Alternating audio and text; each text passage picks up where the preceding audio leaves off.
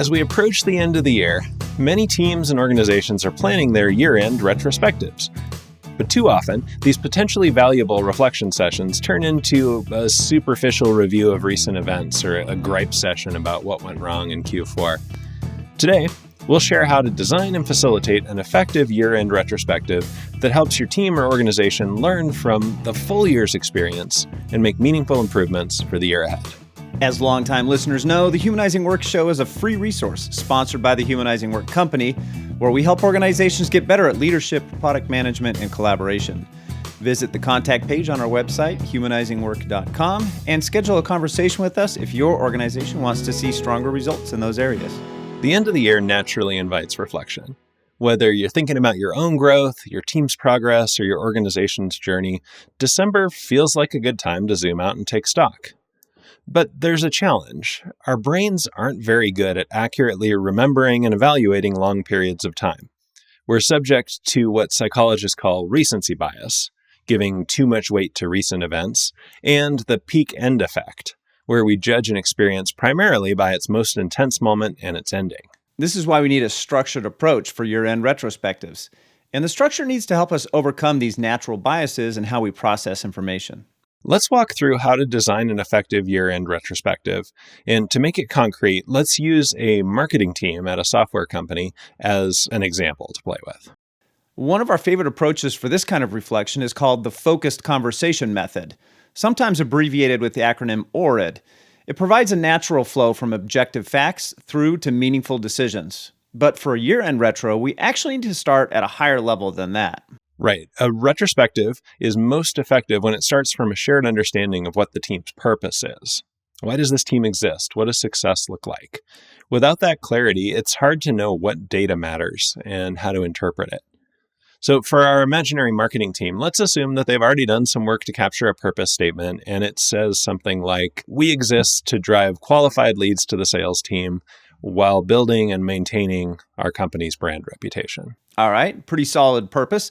Once we're clear on that, we can start with the O in ORID, which is observation.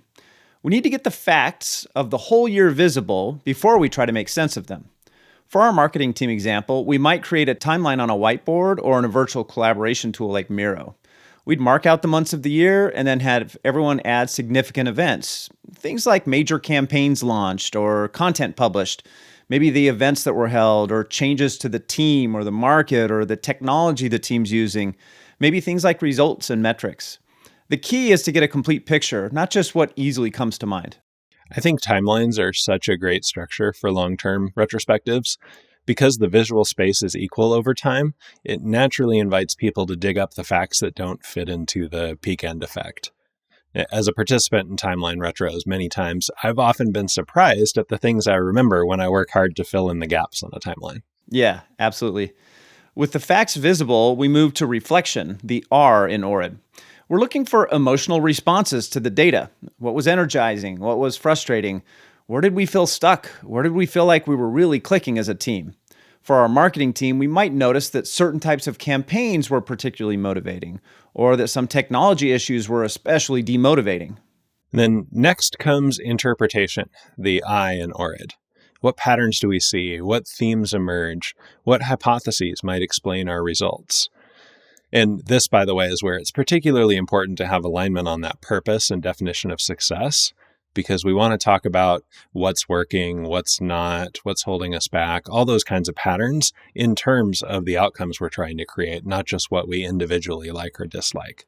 So our marketing team might notice that their most successful campaigns were the ones where they had early collaboration with the product team, or maybe that their best content came from deep customer research.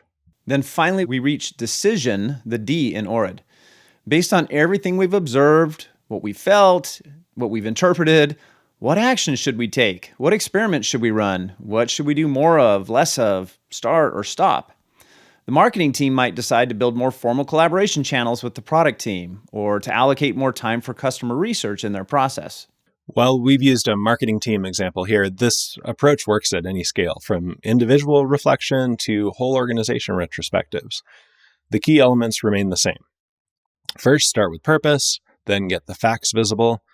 Notice feelings and reactions. Don't skip over that part. Then look for patterns, and finally make concrete decisions and design experiments.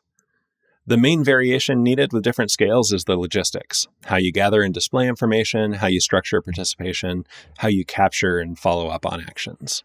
If you're planning a year-end retrospective for your team or organization, we'd love to help. Visit humanizingwork.com to learn more about our facilitation and coaching services. You can also check out episode 153, where we walked through a specific example of a group we recently helped in a similar retrospective. And if you try this approach, let us know how it goes. Drop us a comment below or reach out through our website. And don't forget to like and subscribe to the show and hit the bell icon on YouTube to get notified of new episodes. Thanks for watching. We'll see you next time.